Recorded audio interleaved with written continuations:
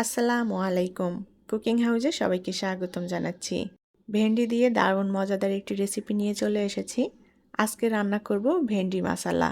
খুবই মজাদার এবং টেস্টি একটি রেসিপি। যারা ভেন্ডি খেতে পছন্দ করেন তাদের কাছে ভীষণই ভালো লাগবে।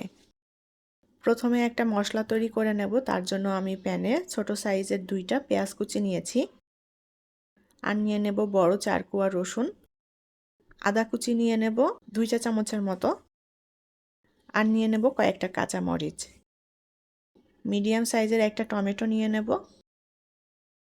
সামান্য পরিমাণ পানি দিয়ে দেব। এখন এই মশলাটা একটু মিহি পেস্ট করে নেব।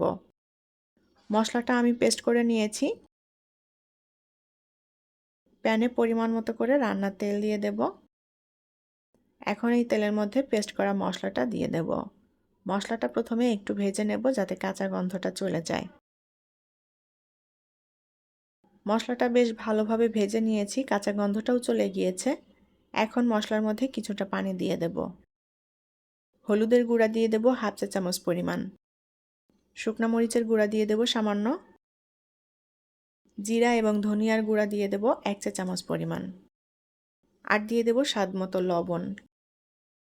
মশলাটা এখন বেশ ভালো করে কষিয়ে নিতে হবে।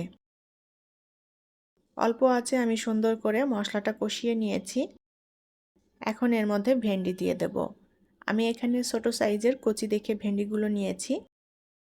মশলার সাথে ভেন্ডিটা উল্টাপাল্টা করে নেড়ে মিলিয়ে নেব। ভেন্ডি খুবই নরম একটা সবজি, রান্না হতে একদমই কম সময় লাগে, তাই এটা ঝটপট করে রান্না করে নেওয়া যায়।